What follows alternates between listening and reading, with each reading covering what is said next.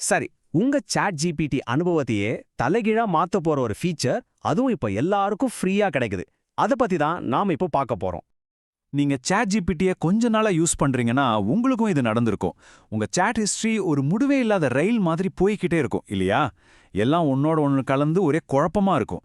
ஒரு பழைய ஐடியாவை தேடணும்னா ச்சே அதுக்குள்ள புதுசாவே யோசிச்சிடலான்னு தோணும். ஆனா இதுக்கு ஒரு செம்மையான வழி இருக்கு. யோசிச்சு பாருங்க, இந்த மொத்த குழப்பத்தையும் சரி பண்ணி ஒவ்வொரு டாபிக்குக்கும் அதுக்குன்னு ஒரு தனி ஒர்க் ஸ்பேஸ், ஒரு தனி உலகம் அப்படி ஒன்று இருந்தா எப்படி இருக்கும்? வாங்க, அந்த சொல்யூஷன் தான் ப்ராஜெக்ட்ஸ். ஆனா நிறுத்துங்க, இது வெறும் ஃபோல்டர்ஸ் நினைச்சிடாதீங்க. அதுக்கும் மேல ஒரு ப்ராஜெக்டை ஒரு குறிப்பிட்ட வேலைக்காகவே உருவாக்கப்பட்ட ஒரு தனி மூளை மாதிரி நினைச்சுக்கோங்க. உதாரணத்துக்கு யூடியூப் ஸ்கிரிப்ட் எழுத ஒரு மூளை, டிராவல் பிளான் பண்ண இன்னொரு மூளை, ஹோம்ஒர்க் செய்ய வேறொரு மூளை. இதோட ஸ்பெஷாலிட்டியே என்ன தெரியுமா? ஒரு மூளைக்கு தெரிஞ்ச விஷயம் இன்னொரு மூளையோட குழம்பவே குழம்பாது. எல்லாமே தனித்தனி. இதோட முதல் சூப்பர் பவர் என்ன தெரியுமா? அதுதான் ஒவ்வொரு ப்ராஜெக்ட்டுக்கும் நாம ஒரு நிரந்தரமான ஞாபக சக்தியை, அதாவது ஒரு நாலேஜ் பேஸை கொடுக்க முடியும். அப்படின்னா என்ன? நீங்க உங்க ப்ராஜெக்ட்குள்ள ஃபைல்ஸை நேரா அப்லோட் பண்ணலாம். அது உங்க பழைய ஒர்க் சாம்பிள்ஸா இருக்கலாம், உங்க கம்பெனியோட எஸ்ஓபியா இருக்கலாம், இல்ல உங்க பிராண்டோட ஸ்டைல் கைடா கூட இருக்கலாம். எதுவா இருந்தாலும் சரி. உதாரணத்துக்கு நான் என்னோட பழைய ஸ்கிரிப்ட் எல்லாத்தையும் ஒரு ப்ராஜெக்ட்ல போட்டுட்டேன்னு வச்சுக்கோங்க. சாட் ஜிபிடி என்னோட ஸ்டைல் என்னன்னு ஆட்டோமேட்டிக்கா கத்துக்கும். இதுக்கப்புறம் நான் ஒவ்வொரு தடவையும் இந்த மாதிரி எழுது, அந்த டோன்ல எழுதுன்னு கெஞ்ச வேண்டிய அவசியமே இல்ல.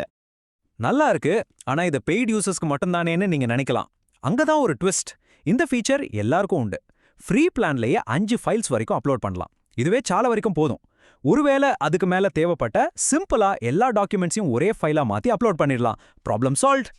சரி, இப்போ ரெண்டாவது சூப்பர் பவர், இது ரொம்பவே முக்கியமானது. ஏன்னா நம்மள பல பேர் சாட் ஜிபிடில ஒரு ஃபீச்சரை யூஸ் பண்ணி இது வேலைக்கே ஆகாதுன்னு விட்டுருப்போம். அந்த ஃபீச்சரோட பெரிய பிரச்சனையை இந்த ப்ராஜெக்ட் சரி பண்ணுது. நம்ம அக்கவுண்ட்ல கஸ்டம் இன்ஸ்ட்ரக்ஷன்ஸ்னு ஒன்று கொடுப்போம் இல்லையா? அதோட பிரச்சனை என்னன்னா, அது நம்ம பண்ற எல்லா சார்ட்டுக்கும் அப்ளை ஆகும். ஆனா இந்த ப்ராஜெக்ட் லெவல் இன்ஸ்ட்ரக்ஷன்ஸ் அது அந்த ப்ராஜெக்ட்டுக்குள்ள நடக்கிற சார்ட்டுக்கு மட்டும்தான். இதனால நம்மால ரொம்ப ரொம்ப ஸ்பெசிஃபிக்கா பவர்ஃபுல்லா ரூல்ஸ் செட் பண்ண முடியும். இதை விட சிம்பிளா சொல்லவே முடியாது. ஒரு யூடியூப் ஸ்கிரிப்ட் எழுதுறதுக்கு நீங்க கொடுக்குற ரூல்ஸ் உங்க ஹெல்த்தை பத்தி கேட்கிற கேள்விக்கு நடுவுல வந்து நிக்காது. ஒவ்வொரு வேலையும் அதுக்குரிய இடத்துல குழப்பமே இல்லாம நடக்கும். இதுதான் நமக்கு வேணும். இப்ப கொஞ்சம் யோசிச்சு பாருங்க. ஒரு பக்கம் ஒரு நிரந்தரமான நாலேஜ் பேஸ், இன்னொரு பக்கம் ரொம்ப துல்லியமான இன்ஸ்ட்ரக்ஷன்ஸ். இந்த 2 சூப்பர் பவரையும் ஒன்னா சேர்த்தா என்ன ஆகும்? நம்ம வெறும் கேள்வி பதிலுங்கிற லெவல்ல இருந்து நமக்கான சின்ன சின்ன டூல்ஸை உருவாக்குற லெவலுக்கு போயிடலாம். உதாரணமா நீங்க ஷார்ட் ஃபார்ம் கண்டென்ட், அதாவது ரீல்ஸ், ஷார்ட்ஸ் இதெல்லாம் பண்றீங்கன்னு வச்சுப்போம். அதுக்கு ஒரு மினி ஆட்டோமேஷனையே உருவாக்கலாம். கஸ்டம் இன்ஸ்ட்ரக்ஷன்ஸ்ல ஸ்டெப் பை ஸ்டெப்பா என்ன பண்ணணும்னு நீங்க டிசைன் பண்ணி வச்சுக்கலாம். இங்க தான் மேஜிக்கே இருக்கு.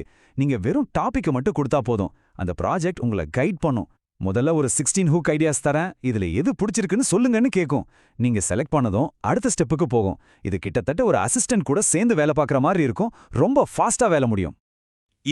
இதோட நிக்கல, இன்னும் ஒருபடி மேல போகுது. கேன்வாஸ்னு ஒரு ஃபீச்சர் இருக்கு. அதை யூஸ் பண்ணி உங்க ப்ராஜெக்ட்குள்ளேயே நீங்க சின்ன சின்ன ஆப்ஸ் மாதிரியே உருவாக்க முடியும். இதுக்கு உங்களுக்கு கோடிங்லாம் தெரியணும்னு அவசியமே இல்ல, சுத்தமா தேவையில்லை. உங்களுக்கு என்ன வேணும்னு சிம்பிளா இங்கிலீஷ்ல டைப் பண்ணா போதும். எனக்கு ஒரு குயிஸ் வேணும், ஒரு ட்ராக்கர் வேணும், இந்த மாதிரி சொன்னாலே அது உருவாக்கிடும். உதாரணத்துக்கு எனக்கு ஒரு ஒர்க் அவுட் ட்ராக்கர் செஞ்சு கொடுன்னு சொன்னா போதும். சாட் ஜிபிடி உங்க ப்ராஜெக்ட்குள்ளே ஒரு ஒர்க்கிங் ஆப்பை உருவாக்கிடும். உங்க ப்ராக்ரஸை அதுல நீங்க ட்ராக் பண்ணலாம். அந்த ஹிஸ்டரியும் அங்கே சேவ் ஆயிடும். சரி, இவ்ளோ பவர்ஃபுல்லான இந்த ஃபீச்சரை நம்மளோட டெய்லி ஒர்க் ஃப்ளோல எப்படி ஈஸியா கொண்டு வர்றது? அதுக்கு சில குவிக் டிப்ஸ் பார்க்கலாம். முதல் டிப்பு, நம்ம எல்லாருக்கும் இருக்கிற ஒரு பெரிய தலைவலி, ஏற்கனவே இருக்கிற அந்த பழைய தாறுமாறான ஷாட்ஸ் நூத்துக்கணக்கில் இருக்குமே, அதை என்ன பண்றது? அதுக்கு ஒரு சூப்பரான வழி இருக்கு. நீங்க எதுவுமே புதுசா ஆரம்பிக்க வேண்டாம். உங்க பழைய ஷார்ட்ஸ் எல்லாத்தையும் அப்படியே மவுஸ்ல டிராக் பண்ணி அதுக்கு சம்பந்தப்பட்ட ப்ராஜெக்ட்ல டிராப் பண்ணா போதும். அவ்வளோதான், எல்லாம் நொடியில ஆர்கனைஸ் ஆகிடும். ரெண்டாவது டிப்பு, இந்த ப்ராஜெக்டோட முழு பவரையும் அனுபவிக்கணும்னா இதை இன்னொரு பவர்ஃபுல் ஃபீச்சரோட சேர்த்து யூஸ் பண்ணணும். அது எப்படின்னு பார்ப்போம். நீங்க எந்த ப்ராஜெக்ட்குள்ள இருந்தாலும் சரி, ஆட் சிம்பிளை டைப் பண்ணீங்கன்னா போதும், உங்களுக்கு பிடிச்சமான கஸ்டம் ஜிபிடிஸை அங்கேயே கூப்பிடலாம். இதனால என்ன நன்மைனா, உங்க ப்ராஜெக்டோட தனி நாலேஜ் பேஸ், தனி இன்ஸ்ட்ரக்ஷன்ஸ், இதோட பலனை அனுபவிச்சுக்கிட்டே ஒரு ஸ்பெஷலிஸ்ட் ஜிபிடியோட உதவியும் நீங்க எடுத்துக்க முடியும். 2 பவரும் ஒன்னா கிடைக்கும். அப்போ சுருக்கமா சொல்லணும்னா, இந்த ப்ராஜெக்ட்ஸ் ஃபீச்சர் 3 முக்கியமான வேலையை செய்யுது. 1 உங்க தாறுமாறான சாட் ஹிஸ்டரிய ஒழுங்குபடுத்துது. 2 ஒவ்வொரு வேலைக்கும்னு தனி மூளை தனி ரூல்ஸ்னு பர்சனலைஸ் பண்ணுது. 3 கோடிங் அறிவே இல்லாம சின்ன சின்ன வேலைகளை ஆட்டோமேட் பண்ண உதவுது. அப்ப கடைசியா ஒரு கேள்வி, சாட் ஜிபிடிங்கிறது வெறும் நீங்க பேசிட்டு இருக்கிற ஒரு சாட்பாட் மட்டும்தானா? இல்ல, நீங்களே உங்களுக்குன்னு உருவாக்குற, உங்களுக்கு மட்டுமே கட்டுப்பட்டு வேலை செய்யற பல ஸ்பெஷலிஸ்ட் அசிஸ்டன்ட்டுகளோட ஒரு கலெக்ஷனா? இந்த ஒரு ஃபீச்சர் சாட் ஜிபிடியா ஒரு சாதாரண கருவியா பார்க்கறதுல இருந்து நாமளே உருவாக்கி நாமளே கமாண்ட் பண்ற ஒரு பவர்ஃபுல் ஹப்பா மாத்துது.